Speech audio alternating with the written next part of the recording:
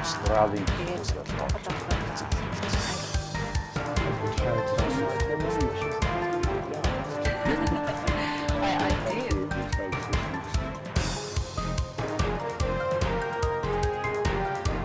Welcome.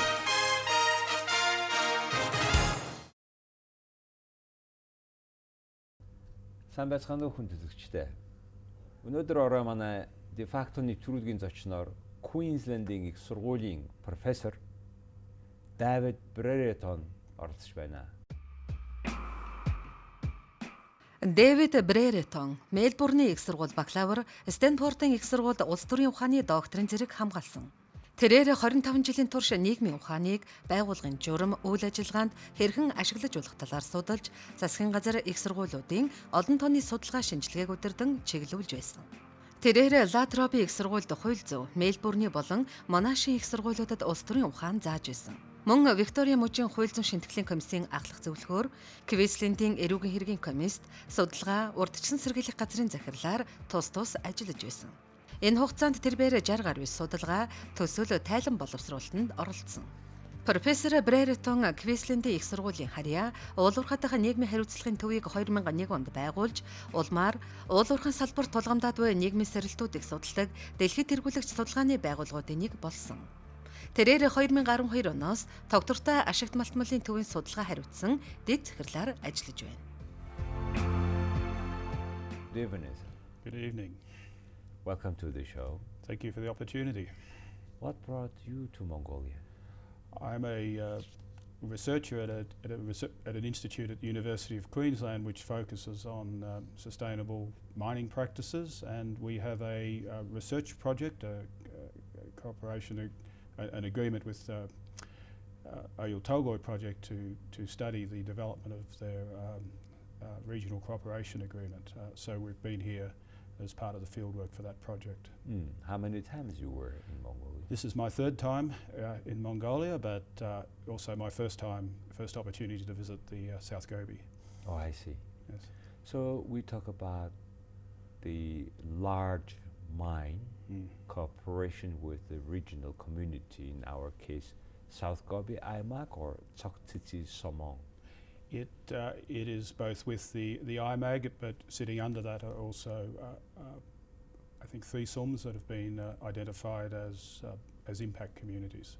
Okay, so mostly 3 SOMs. Yes. And their cooperation with OT. The cooperation agreement is a work in progress. The agreement is not yet in place, but the aim is to set up quite a comprehensive framework which will define some principles of engagement, but also sitting under that will be a number of specific programs to address objectives such as economic development, environmental protection, and so on. What would be ideal outcomes of this agreement? The ideal outcome of an agreement can be thought of both in terms of what we might call process and then deliverables. I think the ideal outcome from a process point of view is that the different parties to the agreement come to value it as a thing in itself and use the agreement as a framework to have ongoing dialogue and discussions about issues that come up, but also about how to identify opportunities. Longer term, you also want to see sort of concrete positive development outcomes for that area in terms of greater economic development, improved quality of local towns and infrastructure and so on. But I think it is the process that I want to emphasise is as important as the specific deliverables. Are you working on finding these deliverables or finding the best way of doing these deliverables? I think at this point we're just focusing on understanding what needs to happen to get this agreement in place and to make it effective. Rio Tinto and Ulls are bringing a model of agreements that has been developed and has worked quite well in the Australian context. But there's a question: can this way of organising things be transferred to a very different context? We have different cultures. You don't have the same institutional support.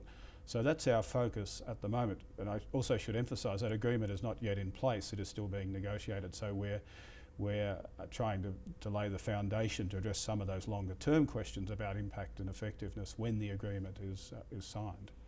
Australia is certainly rich of this sort of cooperation of mining companies with local people and the impact of the mining companies on their living conditions, etc. What kind of works have you been doing in this regard in Australia?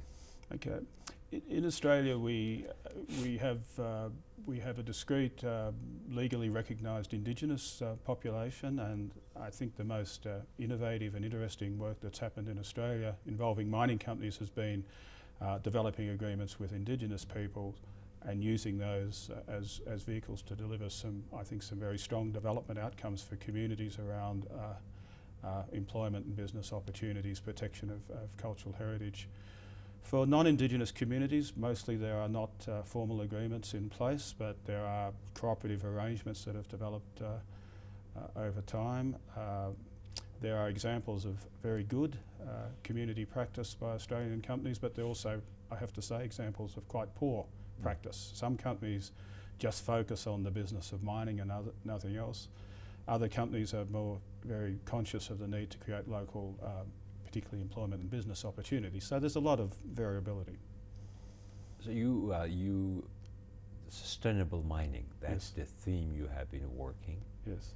And please tell us about how ordinary people do understand sustainable mining, or they should understand. I think people often, when you say sustainable mining, they say, well, that's a contradiction in terms, because mining is about extracting and taking away a resource, and so how can that be a sustainable activity?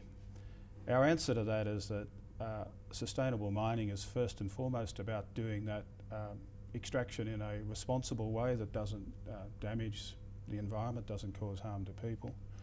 Beyond that, sustainable mining is about conducting mining in a way that, whilst you might be depleting one source of value, which is the minerals in the ground, you're creating other sources of value, new economic opportunities for people to become educated, improvement of infrastructure. So if you're able to, as I say, to convert the mineral asset into other value, then you've achieved the objective of sustainable mining in our view. Welcome. I'm asking the question because we have several mines where the mining age, the term is soon to be, in 20 years or so, finished. And by that time, when the resource is depleted, finished, what they could do from now? I think that's one of the, obviously a challenge with mining, that mines do come to an end. How do you close mines? It's inevitably the case, if you close a mine, there will be impacts. There will be less employment in that particular region, less business opportunities. But if you're focusing on sustainability, you should be managing your mines, thinking about, well, what will be the legacy when we close? Because we know you're going to close. It's not a surprise. I mean, sometimes they close sooner than you'd planned. So how do you prepare for that? And that's, for example, by ensuring that your workforce has been developed with skills and capacity so that they can find work elsewhere, they can move elsewhere. The extent to which you can, through your presence, you've helped to develop other industries in that region which may not be dependent upon mining. Does it mean that you can identify with the local community what would be the replacing industry? Yes, you've got to be realistic. There won't always be a replacing industry. In Australia, in very remote regions, there will not be an industry that could come in and provide the economic stimulus that mining was providing. But what you perhaps have been able to do there is, as I say, is to skill up a workforce who may have to move somewhere else, but skills have value beyond the life of a mine. Infrastructure, if you design mines in the right way, there can be infrastructure that you can leave of long-term benefit to community, for example, improved water, improved roads and so on. So a lot of it's about, it's the mindset of thinking, what's the legacy you want to leave and how do we plan towards that? The problem is that lots of mines, and this includes in Australia, don't think about closure till 5 years out. That's too late to make those kinds of key decisions. So translating that into, say, South Gobi, I marked that 3 sums. They had to leave with that mining project anyway. Now, these herdsmen, basically. Will they find particular new industry to develop, or it is not their plan? Or how do you see actually the way increase of the living standard of these people in cooperation with the mining? I'm no expert in the South Gobi or the herders, so it'd be very presumptive of me to say they should do this or that. I think what you do first and foremost is that you engage with the herders to understand what are their aspirations and what's important to them, and then you try and work with that. If herders wish to stay on the land, you may be able to work with them in ways that can improve their productivity, help them to diversify their income sources. Some herders may have aspirations, probably many do, for their children to be educated. You can engage with them around that. So I think what we've learnt really very painfully in the mining sector, too often in the past, is you go and say, we have the solution for you. What you have to do is to go and engage and understand what people want, what it's practical to achieve, what it's practical for and appropriate for a company to deliver, and then you go from there. Wow, okay. Please tell us about the University of Queensland and what do you have as special. It's one of the universities you created corporate social responsibility in mining. Yep. Please tell us about that. Okay. The University of Queensland is a very large institution. We have around 35,000 students, where we are ranked as in the top 2 or 3 universities in Australia, and around the top 50 universities globally in terms of our research performance. So it's a very strong university. It has lots of different areas of activity, but we have a very strong program around mining and sustainable mining. That extends from focus on social responsibility, community issues through to environment, health and safety, mine planning, minerals processing, and so on. We do have a particular interest in Mongolia. We now have a Mongolia research hub within one of our centres. We have a number of Mongolian students. We've had a lot of exchange with Mongolia through people coming for training and development programs. We're really keen to with any Mongolian educational institutions? We've been keen to develop those linkages, but we've not been able to do so far. But that's certainly one of our objectives, to find institutions that we can partner with. We think that's very important wherever possible, to have in-country partners rather than just fly in and fly out. I think that's not the right model. That is, I think, in the interests of Mongolian next generation, to have such education curriculum or capacity you have there, because not everybody can go there. Yeah. We also are involved in an important initiative funded by our government called the International Mining for Development Centre, and that is focused on working with emerging mining economies to help strengthen their capacity. And a significant focus of that program is certainly on what we call in-country institutional capacity building. So, as I say, we've not been able to identify a clear partner or partners in Mongolia, but we're very keen to do so. So it means that the Australian government is interested to you have a cooperation with a country like Mongolia in mining field. Yes. That's a great news. The Australian government has recently released a mining and sustainable development program for Mongolia, which has quite significant funding. So I don't think there's any doubt that our government regards Mongolia as an important country, and is very keen to do what we can to help transfer our knowledge and expertise. We have an excellent cooperation, and we had recently our foreign minister visiting your country, and also talking about that possible opportunity, possible industry to work together. I think our foreign minister announced the program at the time that your foreign minister was That's there. excellent, isn't it? Because Mongolia is a young mining country, to learn a lot from Australia, which has a long expertise. You had all your ups and downs, good days, bad days. And speaking about that, I'm very curious and always surprised. Australia is being one of the, G7 country, etc. Why you would not go to downstreams of a mining industry value chain other than developing? Why? Australia is in fact going in the other direction. We've had historically we had quite significant downstream processing. We had our own steel industry, strong aluminium industry.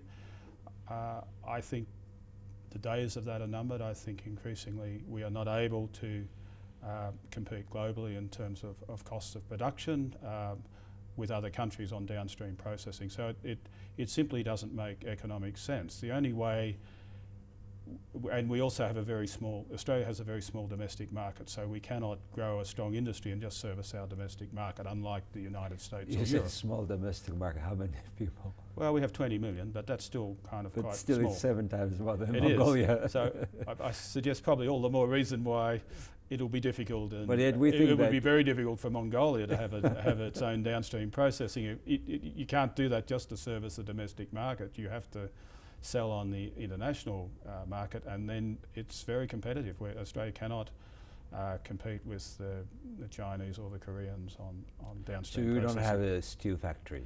We do have some Iron and we do have some pig steel iron. factories, but I have to be honest and say I think that is a declining They keep industry. going, yes, down. We've had quite a large aluminium industry, but that is also, I think, in long-term decline because of the cost of energy, and also in Australia most of our power comes from coal, and aluminium companies are looking for greener sources of power. So yeah, it's just the problem of it's the realities of global competition.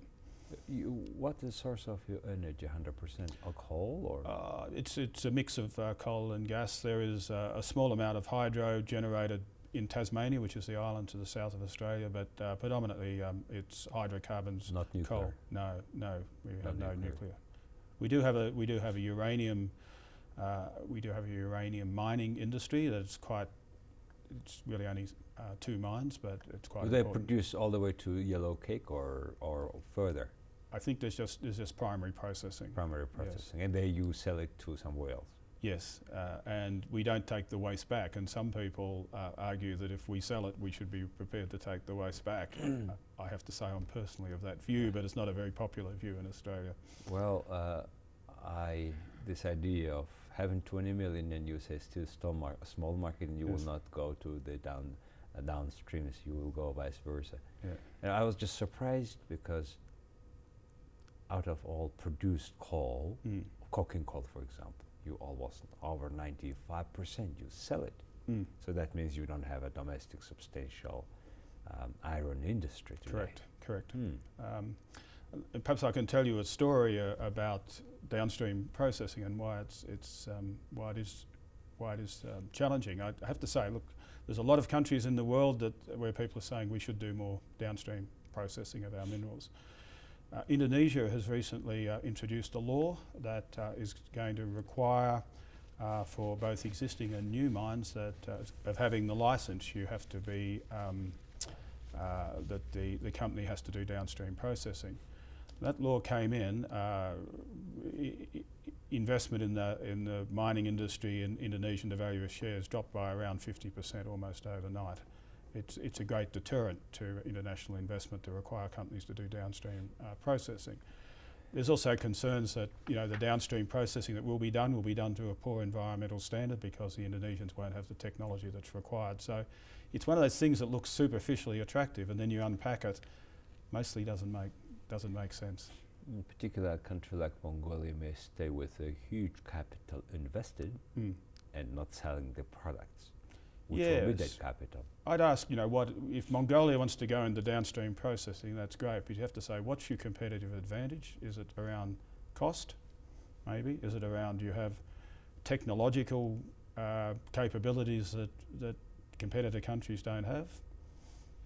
I suspect you don't. So without those competitive advantages, it could be yes, you could end up with spending a lot of money to no good end. Well, and it also doesn't have a large enough domestic market. That's what we are in very hard discussions today. Yeah. Before the government is installing a huge amount of capital into that project. Yeah. I can understand why it's attractive to countries and to governments. It's galling in a way to see all these valuable materials just being put on ships and sent elsewhere. But as I say, you ultimately governed here by economic realities. Let's talk about just mining industry itself, exploration, development and production. There is a huge technology change happening. Just OT itself has this block caving technology, which is rare in the world. How do we understand, how do we see forecasting? I mean, how do we forecast 20 years from now in mining industry technology? 20 years, quite difficult. If we go back 20 years, there's now technologies in common use in society that we probably wouldn't have predicted. You think of the mobile phone and everything else. And we know that generally the rate of technological change is increasing, but look at some technology changes we know that are already in the pipeline or happening is increasing in the move towards automation and remote operation. So there are now already mines in Western Australia, Rio Tinto mines and BHP Billiton mines, where you have trucks that don't have drivers in them, that the trucks are able to operate autonomously and program. They can pick up the ore and dump it and drive back, so that they don't need a person sitting at the wheel. That technology is, we also will have driverless trains before very long. So those technologies are already technically proven, and there are economic issues about rolling them out. But I would think, looking in the, certainly in Australia, reasonably near future, that'll become widespread, because in Australia we have an issue with very high cost of labour, maybe less of an issue here. So that's one thing we know is happening. A lot more use of what we call big data to manage mines, so they become very high tech. Increasingly there is the ability to run mines remotely, so some companies now have international control centres where they're running mines thousands of miles away, so you don't need to have your control centre sitting at the mine or even in the same country. We are seeing, I think, at the very early stages of the potential to apply new technologies out of the oil and gas sector to mining to recover low-grade copper deposits, where you might start, it starts to look more like an oil well, where you drill down and you fracture and you use fluids to what's called leaching to extract the materials up instead of constructing a normal mine. So all of these things are either already happening or being thought about. So the industry in 20 years, particularly for new mines, is going to look very different.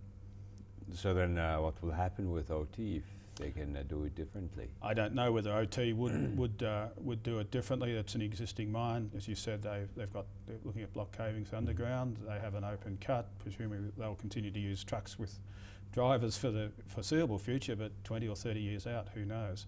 I think the reality for modern global mining and the leading companies is that there'll be more and more material being produced at mines by fewer and fewer people on the ground. There'll be much more back office support in terms of high tech, but we're going to see the actual mines are going to be a lot less people out there in the future than we've seen in the past. It will still require more knowledge-based workers.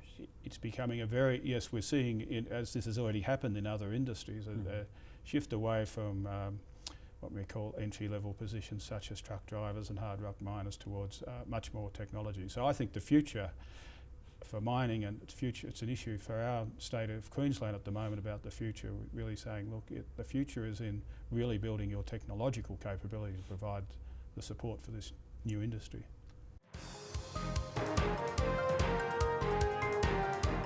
Welcome. Professor, you have been working in other developing countries in Latin America, Papua New Guinea and Mongolia and several other countries. What is your observation today of Mongolia after the third time visiting, and where we could do better? Where can you do better? It's presumptive for me. I could say, I'll come to that and say, do you have some advantages? I think you have advantages. It's a cohesive society. I think that's of great value. I've done work in places such as particularly Africa and Latin America, where the level of internal conflict over mining is much more intense than you see here. So that's a great advantage. You have both the advantage and the disadvantage of being next door to the biggest market in the world, and I realise that's a double-edged sword.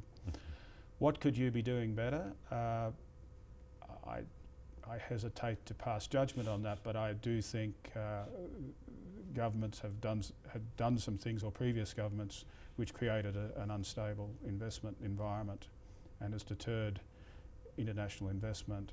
I think that's not a good thing to do. I'm not a champion of big companies necessarily, but the reality is that the big companies have the capital, they have the systems and the technology to be able to mine resources profitably. So you have to try and create an environment which can attract that kind of investment. And as I say, if you look back over the last few years, that didn't seem to happen. Any observations between Australia and Mongolia, just in just very simplistic human terms, the people's relations, character, maybe in a certain way? You have been studying at Stanford. You're familiar with the American and Australia, Mongolia. I really like Mongolia. I really like Mongolians. As I say, we have a number of Mongolian students in our institute. We have people coming through, very bright, open, particularly the younger people I've met. So I find it easy to relate to Mongolians, even though we have a very different language and some ways very different geography, some ways similar. We also live in we all live in the coast in Australia, but we live in a very big and basically empty country. Well, we're obviously much more progressed in terms of further economic development. But no, I think I hope it's an easy relationship on both sides. Australians visiting now more and more Mongolia. I think Australians more discover Mongolia. Mongolians also go there and discover, and our mutual knowledge increasing. And I hope it will give a good background for further cooperation between two countries, two communities, including academic community. And I think you do a very interesting job here. Thank you. And maybe if I could just say in closing that we talked about being able to bring Australian knowledge to Mongolia, but I love coming here because I learn so much about another country, and I think what's happening around the Oyu Tolgoi project and everything is really exciting. I mean, that is a world-leading project. There's so much to learn about how that plays out and the experiences from it. So I always think of these things as very much two-way processes. Thank you very much. Thank you for coming to this show, and all the best for the work you are doing here in Mongolia. Thank you, and thank you for the opportunity. Thank you very much. Bye.